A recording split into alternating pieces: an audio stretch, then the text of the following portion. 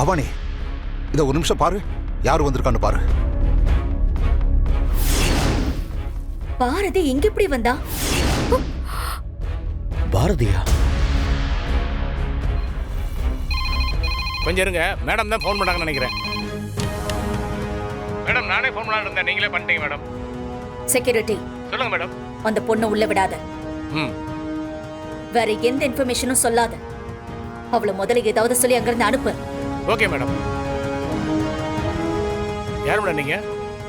இங்கெல்லாம் நிற்க கூடாது. நீங்க சொல்ற மாதிரி இந்த வீட்டில் யாரும் இல்லை. முதல்ல கிளம்புங்க.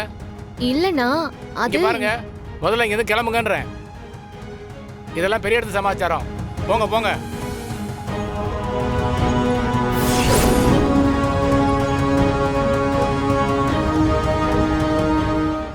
சிசிடிவில நான் வந்து விசாரிக்கிறத பார்த்திருக்காங்க.